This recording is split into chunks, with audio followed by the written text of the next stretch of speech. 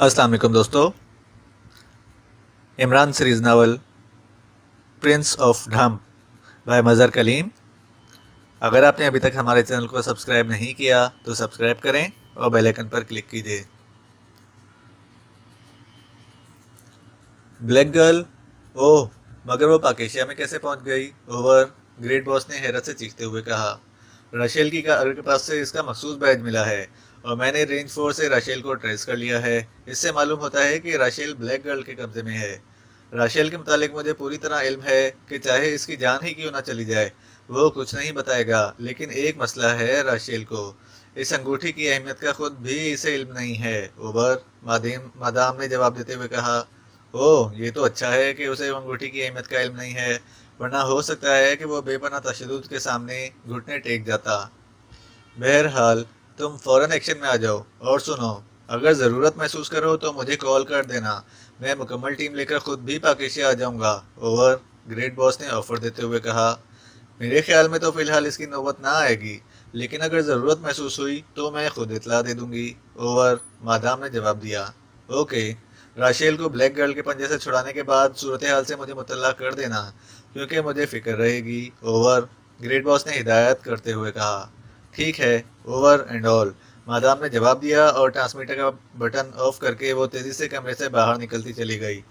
कमरे के बाहर ही माइकल इससे टकरा गया। मैं आप ही की तरफ आ रहा था मादाम। सब आदमी पूरी तरह चौकस हैं और तैयार हैं, लेकिन एक आदमी ने जो पिछली सड़क से आया है ने रिपोर्ट दी है कि इसने एक फुर्तीले से नौजवान को हमारी कोठी की पिछली दीवार फांदकर अंधेरे में गायब होते देखा है। माइकल ने कहा। हमारी कोठी की दीवार? क्या उसे यकीन है? ये कैसे हो सकता है? दीवार पर तो बिजली की तारें लगी हुई हैं। मादाम ने चौंकते हुए जवाब दिया। जी हाँ मादाम, मैंने चेक किया तो तारें भी सही हैं और इनमें करंट भी दौड़ रहा है। किसने रिपोर्ट दी है? मादाम ने पूछा। 11:30 ने मादाम, माइकल ने जवाब दिया। कहाँ है वो? मादाम ने कहा। वो बाहर पोर्च में मौजूद है, माइकल ने जवाब दिया। आओ मैं खुद इससे पूछती हूँ, मादाम ने कहा और फिर वो तेज़ी से पोर्च की तरफ बढ़ती चली गई और फिर इसने 11:30 से खुद पूछगछ की। 11:30 को अंधेरे में एहसास सा हुआ था, लेकिन वो हतमी तौर पर कुछ ना बता सकता था, इसलिए मादाम ने आखिरकार उसे वहम समझकर टाल दिया और फिर वो 10 मुसल्लह अफराद को लेकर वैगन में सवार हो गई। माइकल को कोठी की हिफाजत के लिए छोड़ दिया गया। ड्राइविंग सीट पर फ्लिंग था, जो शहर के तमाम रास्तों को अच्छी तरह पहचानता था, और मादाम के शकील टाउन बताने पर इसने सर हिलाते हुए वैगन फाटक से निकाली और तेजी से वैगन दौड़ाता मगरिब की तरफ बढ़ता चला गया। बादाम इश्मारा से अंगूठी हासिल करने के बाद राशेल इत्मीनान से चलता हुआ प्लाजा से बाहर आ गया। इसने अंगूठी को अपनी किसी उंगली में पहनने की कोशिश की, लेकिन अंगूठी इसकी किसी उंगली में फिट ना आई। वो बहुत छोटी थी, इसलिए इसने अंगूठी को कोट की अंदरूनी जेब में रख लिया। इसे एहसास था कि मादाम इश्मारा ने जिस अंदाज में अंगूठी इसके हवाले की है, इससे जाहिर है कि अंगूठी किसी खास अहमियत की हामिल है, इसलिए वो इसकी तरफ से पूरी तरह मोहतात था। लेकिन वो अभी थोड़ी ही दूर गया होगा कि उसे दूर से सड़क ब्लॉक नजर आई। सड़क के दोनों तरफ कारों की तवील कतार मौजूद थी और राशेल ने दूर ही से चेक कर लिया कि मुसल्लह सिपाही हर कार की तलाशी लेने में मसरूफ़ हैं। उसी लम्हे उसे ख्याल आ गया कि कहीं ये तलाशी इसी अंगूठी की ना हो, क्योंकि वो जानता था कि मादाम इश्मारा बड़े अहम मिशन पर यहाँ आई हुई है।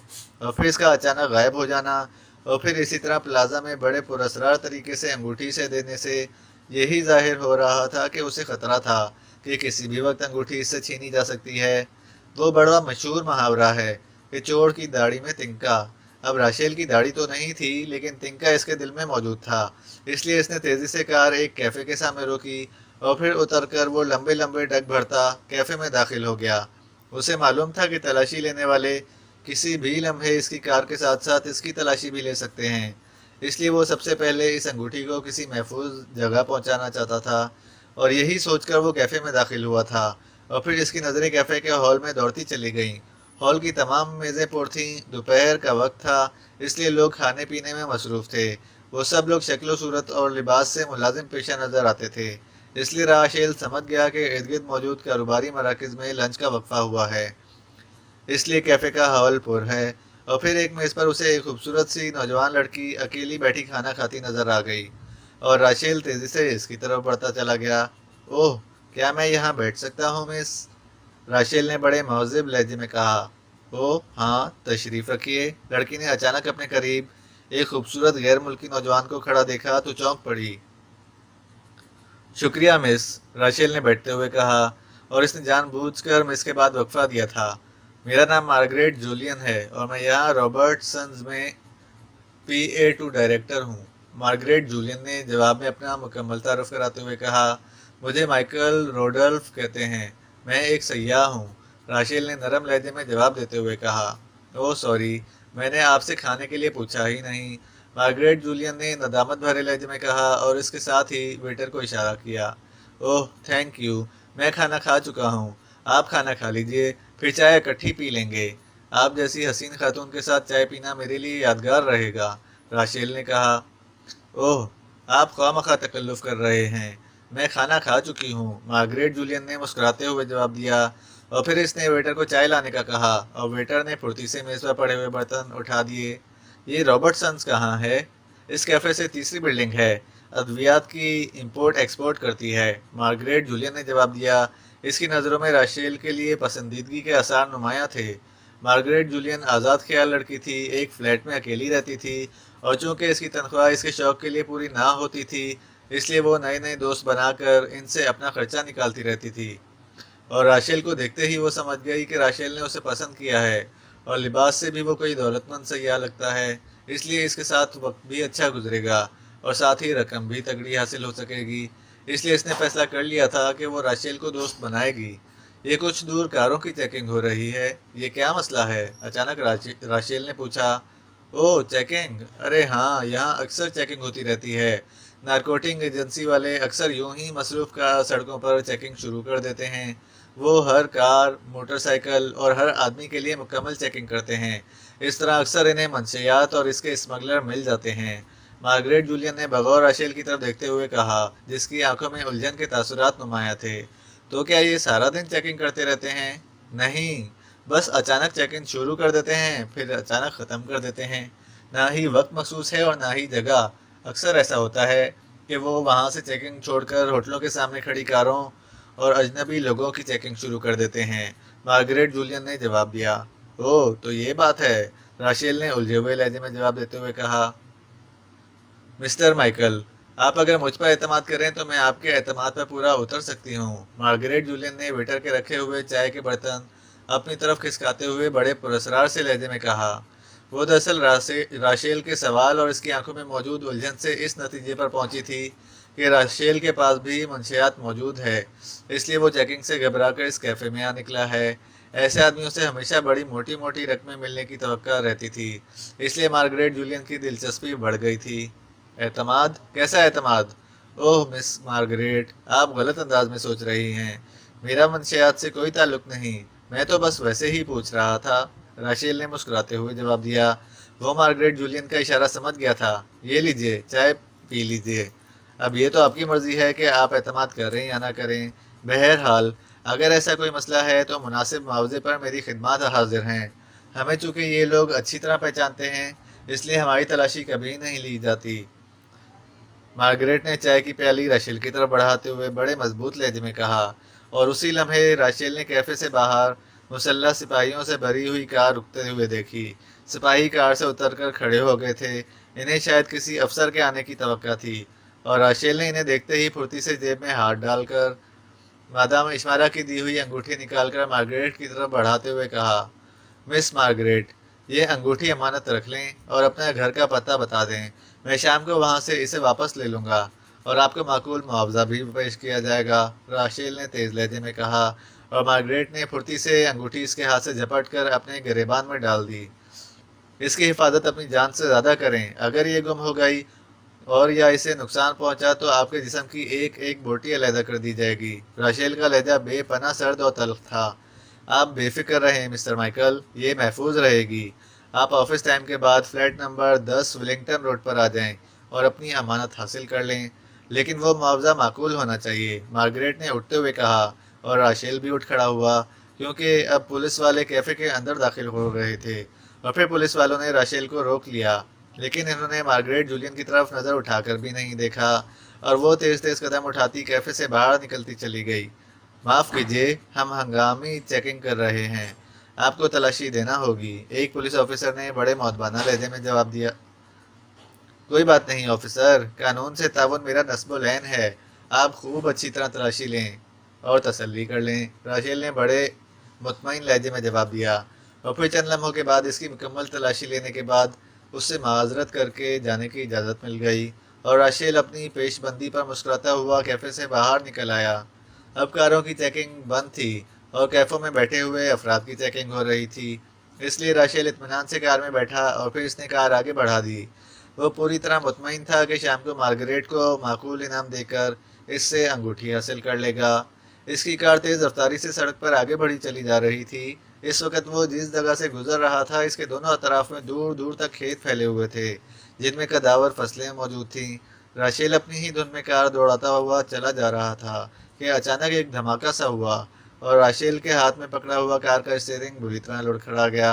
राशेल ने लाशूरी तौर पर उसे कंट्रोल में करना चाहा, लेकिन कार सड़क से उतरकर खेत में घुसती चली गई। राशेल ने बड़ी मुश्किल से उसे उलटने से बचाया था और फिर जैसे ही कार रुकी, राशेल एक तवील सांस लेता हुआ बाहर निकल आया। इसका ख्याल था कि कार का टायर अचानक किसी शीशे का टुकड़ा लगने से बर्स्ट हो गया है। चुनांचे नीचे उतरकर इसने टायर को चेक किया, मगर दूसरे ही लम्हे वो चौंक कर सीधा हो गया। टायर को गोली मारकर फाड़ा गया था और उसी लम्हे उसे आहट सी महसूस हुई। वह जेब में हाथ डालकर तेजी से घूमा, मगर इसी लम्हे कोई शख्स भूखे शेर की तरह उड़ता हुआ इस पर आ पड़ा और वो दोनों गुत्थम गुत्था होकर जमीन पर गिर पड़े। राशेल ने नीचे गिरते ही फुर्ती से हमलावर को उछाल दिया, मगर इससे पहले कि वो उछलकर खड़ा हो गया, किसी ने इसने सर पर जोरदार ज़रब लगाई और राशेल की आंखों के सामने तारीकी का दबेज पर्दा तेजी से फैलता चला गया। राशेल ने सर को झटक कर पर्दे को हटाना चाहा, लेकिन उसी लम्हे उसे एक और ज़रब का एहसास हुआ और फिर इसका शऊर इसका साथ छोड़ता चला गया। जब इसकी आंख खुली तो इसने अपने आप को एक छोटे से कमरे के फर्श पर पड़े हुए देखा। इसने तेज़ी से उठने की कोशिश की, लेकिन वो एक तवील सांस लेकर रह गया क्योंकि इसका जिस्म हरकत करने से माजूर था। इसके जिस्म को एक बेंच पर नायलॉन की मजबूत रस्सियों से इस बुरी तरह जकड़ दिया गया था कि सिवाय गर्दन और सर को हरकत देने के वो कुछ ना कर सकता था। इसने नज़रें घुमाकर कमरे का जायज़ा लिया। कमरे की दीवारों के साथ अजियत रसानी के पुराने और जदीद तरीन आलात लटके हुए थे। राशेल इन आलात को देखते ही समझ गया कि ये कमरा पूछगछ के लिए मखसूस है, लेकिन ये बात इसकी समझ में ना आ रही थी कि आखिर उसे यहाँ से ले आने वाले कौन लोग हैं। उसी लम्हे कमरे का इकलौता दरवाज़ा खुला और 4 मुसल्लह अफराद अंदर दाखिल हो गए और राशेल ने सबसे आगे आने वाले की शक्ल देखते ही एक तवील सांस लिया। अब सूरत हाल को वो अच्छी तरह समझ गया था। आने वाला मोकल था एक्रेमियन एजेंट, जो ब्लैक गर्ल नामी सीक्रेट एजेंट ग्रुप का रुकन था और शुग्रान में इस दिफाई सिस्टम को हासिल करने के लिए इनके दरमियान कई बार टकराव हो चुका था। चुनांचे वो समझ गया कि उसे ब्लैक गर्ल ने अगवा किया है। इससे जाहिर था कि ब्लैक गर्ल भी इस मुल्क में काम कर रही है। राशेल, तुम्हें होश आ गया? मोकल ने इसे चंद कदम दूर रुक कर तंजिया लहजे में कहा। हाँ मोकल, शुक्रिया, मुझे पूरी तरह होश आ गया है, लेकिन मैं अपने अगवा का मकसद नहीं समझ सका। राशेल ने अपने लहजे को नॉर्मल रखते हुए कहा।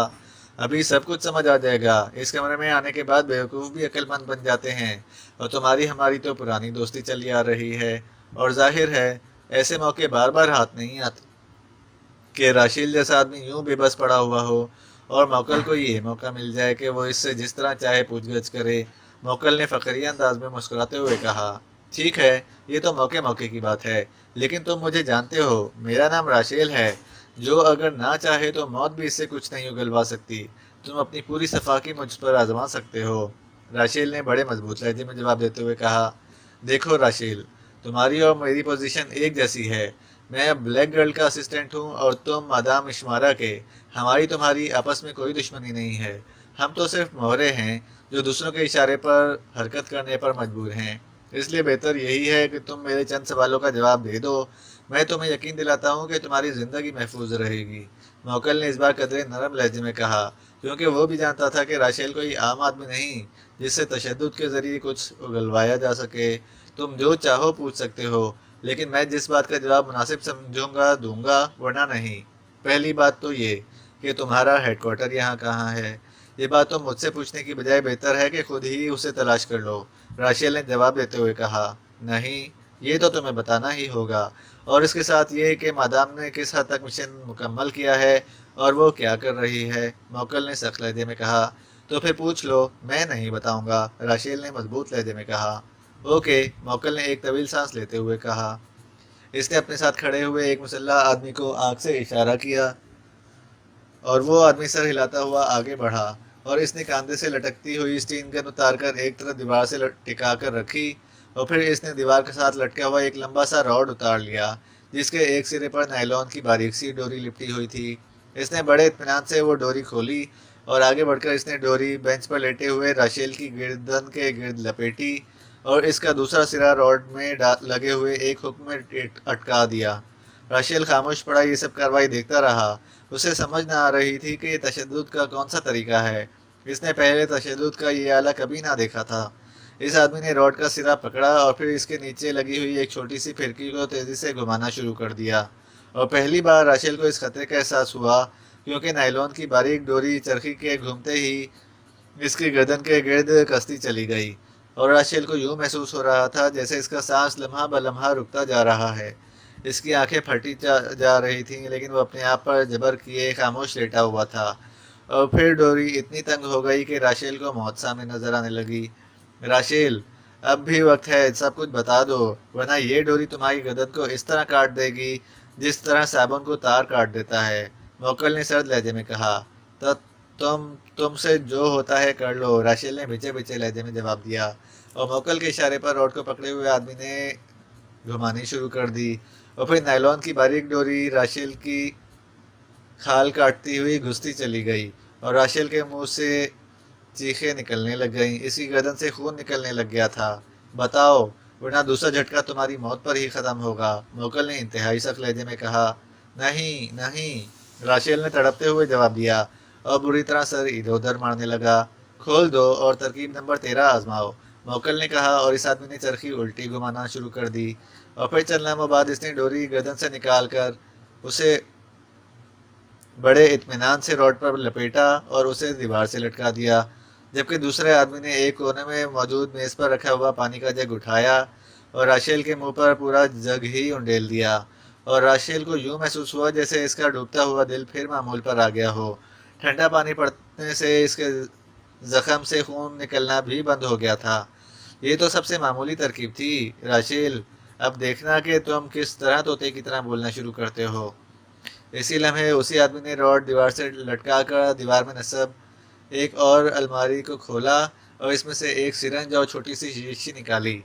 شیشی میں سنہرے رنگ کا محلول بھرا ہوا تھا۔ اس نے اس محلول سے سرنج کو بھرا اور پھر سرنج اٹھائے وہ راشیل کی طرف بڑھتا چلا گیا۔ راشیل خاموش پڑا ہوا تھا۔ اس آدمی نے بڑی پھرتی سے راشیل کے بندھے ہوئے بازو میں سرنج کے سرے پر موجود باریک سوئی گھوم دی، اور پھر ایک لمحے میں سرنج میں موجود سنہرے رنگ کا محلول سوئی کے راستے سے راشیل کے بدن میں غائب ہو گیا، اور وہ آدمی سوئی واپس کھینچ کر پیچھے ہٹتا چلا گیا۔ جیسے ہی سنہرے رنگ کا محلول راشیل کے جسم میں انجیکٹ ہوا، راشیل کو یوں محسوس ہوا جیسے اس کے جسم پر کسی آبشار کی ٹھنڈی ٹھنڈی پھوار پڑ رہی ہو، اور اس کا جسم جیسے روئی کے گالوں میں ڈوبتا چلا جا رہا ہو۔ خوشگوار سی ٹھنڈک اس کے جسم میں دوڑ رہی تھی، اور راشیل سوچ رہا تھا کہ یہ کیسا تشدد ہے جس سے بجائے تکلیف کے لطف آ رہا ہے، مگر دوسرے ہی لمحے اسے یوں محسوس ہوا جیسے اس کے پیٹ میں خوفناک دھماکہ ہوا ہے، اور پھر جیسے کوئی خوفناک آتش فشاں پھٹ پڑا ہو۔ اسے یوں لگا جیسے کھلتا ہوا لاوا اس کے جسم میں دوڑتا چلا جا رہا ہو۔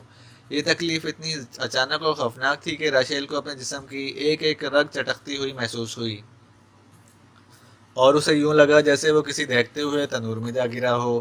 تکلیف لمحہ بلمحہ بڑھتی چلی جا رہی تھی، اور راشیل جتنا ضبط کر رہا تھا اتنی ہی تکلیف بڑھتی جا رہی تھی۔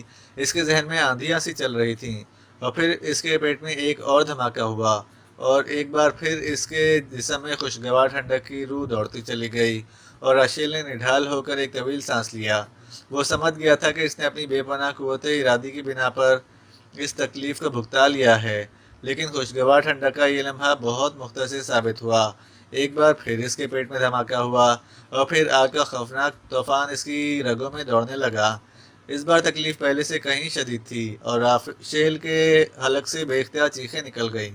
اس کی آنکھیں ابل کر باہر آ گئی تھیں۔ ہر بار تکلیف پہلے سے زیادہ شدت اختیار کر جائے گی راشیل، مگر اب بھی وقت ہے، بتا دو، موکل نے بڑے اطمینان بھرے لہجے میں کہا۔ گلستان کالونی، کوٹھی نمبر 110۔ راشیل نے اپنے ہیڈ کوارٹر کا پتہ بتا دیا۔ مشن کے بارے میں بھی بتا دو۔ مجھے اس کے بارے میں علم نہیں ہے، یقین جانو کوئی علم نہیں ہے، راشیل نے بے اختیار چیخیں مارتے ہوئے کہا۔ اوکے، میں فی الحال تم پر اعتبار کر لیتا ہوں، موکل نے ایک طویل سانس لیتے ہوئے کہا، اور اس نے اس آدمی کو اشارہ کیا جس نے موکل کو اس خوفناک سنہرے محلول کا انجیکشن لگایا تھا، اور اس نے الماری میں سے ایک شیشی نکالی اور اس کا ڈھکن کھول کر اس کا منہ راشیل کی ناک سے لگا دیا۔ شیشی میں سے گیس سی راشیل کی رگوں میں چڑھتی چلی گئی اور اس کے ساتھ ہی راشیل بے ہوش ہو گیا۔ اس کے جسم میں دوڑتی ہوئی آگ یکدم سرد پڑ گئی تھی، اور ظاہر ہے یکدم نڈھال ہونے کی وجہ سے وہ بے ہوش ہو گیا تھا۔ اور پھر جب اسے ہوش آیا تو اس نے اپنے آپ کو اسی طرح بینچ پر بندھے ہوئے پایا۔ کمرے میں کوئی آدمی موجود نہ تھا، اور کمرے کی چھت پر لٹکا ہوا اکلوتا بلب اب جل رہا تھا۔ بلب کو جلتا دیکھ کر راشیل سمجھ گیا کہ رات پڑ گئی ہے اور وہ بہت دیر بعد ہوش میں آیا ہے۔ اسے ہوش میں آتے ہی اس سنہری محلول کی وجہ سے پیدا ہونے والی تکلیف یاد آئی تو وہ کانپ اٹھا۔ اس قدر خوفناک تکلیف کا تو وہ تصور ہی نہ کر سکتا تھا۔ بہرحال اب اس کا جسم نارمل تھا۔ ابھی اسے ہوش میں آئے تھوڑی ہی دیر گزری تھی کہ اچانک کمرے کا دروازہ ایک بار پھر کھلا اور پھر ایک نوجوان لڑکی اندر داخل ہوئی۔ لڑکی نے سیاہ رنگ کا نقاب اوڑھ رکھا تھا جس سے اس کی خوبصورتی میں صفاق آنکھیں جھانک رہی تھیں۔ موکل بڑے مؤدبانہ انداز میں اس کے پیچھے چل رہا تھا۔ موکل کے پیچھے دو مسلح آدمی بھی تھے، اور راشیل سمجھ گیا کہ آنے والی خود بلیک گرل ہے، وہی بلیک گرل جس کی صفاقی کے چرچے ہر طرف عام تھے۔ راشیل، تم نے مادام اشمارا کی رہائش گاہ کا پتہ تو درست بتا دیا ہے، لیکن تمہیں یہ بتانا پڑے گا کہ مادام اشمارا کی یہاں آنے کے بعد اب تک کیا مصروفیات رہی ہیں، اور اب وہ کیا کر رہی ہیں۔ تمہیں ایک ایک لفظ بتانا ہوگا، ورنہ تم جانتے ہو کہ انسان کو اذیت دینے کے بارے میں بلیک گرل کو ایک مثال کے طور پر یاد کیا جاتا ہے۔ بلیک گرل نے بڑے سرد لہجے میں راشیل سے مخاطب ہو کر کہا، میں جانتا ہوں کہ تم بے حد شفاق عورت ہو، لیکن یقین کرو جو کچھ مجھے معلوم تھا اور میں جانتا تھا وہ میں موکل کو بتا چکا ہوں، اس سے زیادہ مجھے معلوم نہیں ہے، راشیل نے سپاٹ لہجے میں جواب دیتے ہوئے کہا۔ دیکھو راشیل، تم مادام اشمارا کے دستے راست ہو، اور مادام اشمارا اپنی رہائش گاہ سے غائب ہے، تم بتاؤ گے کہ وہ کیا کر رہی ہے؟ بلیک گرل نے ایک قدم اور آگے بڑھاتے ہوئے کہا، مجھے نہیں معلوم کہ مادام کیا کر رہی ہے، وہ اپنے کام کے متعلق کسی کو کچھ نہیں بتاتی۔ خنجر مجھے دو، بلیک گرل نے موکل سے مخاطب ہو کر کہا۔ موکل کے اشارے پر ایک مسلح آدمی نے تیزی سے آگے بڑھ کر الماری کھولی اور اس میں سے ایک باریک مگر تیز دھار کا خنجر نکال کر بلیک گرل کی طرف بڑھا دیا۔ بلیک گرل خنجر ہاتھ میں لیتے ہی تیزی سے آگے بڑھی اور پھر وہ گھوم کر راشیل کی پشت پر آ گئی۔ اس نے خنجر والا ہاتھ بلند کیا، راشیل نے دانت بھینچ کر آنکھیں بند کر لیں۔ اسے معلوم تھا کہ ایک لمحے بعد وہ اپنی ایک آنکھ سے ہمیشہ کے لیے محروم ہو جائے گا، لیکن اس سے پہلے کہ بلیک گرل کا خنجر نیچے آتا، باہر ایک خوفناک دھماکہ ہوا اور اس کے ساتھ ہی بے تحاشا گولیاں چلنے کی آوازیں سنائی دیں۔ یوں لگ رہا تھا جیسے دو فوجیں آپس میں ٹکرا گئی ہوں۔ اوہ، یہ کس نے حملہ کر دیا ہے؟ بلیک گرل نے بکھلا کر کہا، اور خنجر کو ایک طرف پھینکتی ہوئی وہ دوڑی اور دروازے کی طرف بڑھتی چلی گئی۔ موکل اور اس کے دوسرے ساتھی بھی اس کے پیچھے تھے، اور راشیل کے چہرے پر اطمینان بھری مسکراہٹ دوڑنے لگی، کیونکہ اسے یقین تھا کہ مادام اشمارا نے اس کا کھوج نکال لیا ہے اور وہ اپنے ساتھیوں سمیت بلیک گرل کے ہیڈ کوارٹر پر چڑھ دوڑی ہے۔ ادھر جیسے ہی بلیک گرل اور اس کے ساتھی دروازے سے باہر نکلے، ایک سایہ سا اوپر چھت کے قریب بنے ہوئے روشن دان سے نیچے کودا۔ روشن دان کافی بلندی پر تھا، لیکن سائے نے نیچے کودنے سے پہلے ہی پیراشوٹ سے کودنے والوں کے انداز میں کلا بازی کھائی اور پھر اچھل کر کھڑا ہو گیا۔ جیسے ہی اس کے قدم فرش سے ٹکرائے وہ تیزی سے راشیل کی طرف بڑھا۔ اس کے ہاتھوں میں ایک چمکتا ہوا خنجر تھا جس کی مدد سے اس نے بڑی تیزی سے اس کے جسم کے گرد بندھی ہوئی رسیاں کاٹ ڈالیں، اور پھر اس نے راشیل کو ایک جھٹکے سے اٹھا کر کاندھے پر لاد لیا۔ باس، جلدی کرو! اچانک روشن دان سے کسی کی آواز سنائی دی، اور اسی لمحے روشن دان سے رسی کی ایک سیڑھی نیچے پھینکی گئی جس کا دوسرا سرا اوپر روشن دان میں تھا، اور نیچے کودنے والا راشیل کو اٹھائے بڑی پھرتی سے سیڑھی کے ذریعے اوپر چڑھتا چلا گیا۔ راشیل بولنے والے کی آواز سن کر ہی حیران رہ گیا، کیونکہ بولنے والے کا لہجہ خالصتاً مقامی تھا، اور وہ سوچ رہا تھا کہ کیا مادام اشمارا نے اپنی مدد کے لیے مقامی لوگوں کو بھی ملازم رکھا ہوا ہے۔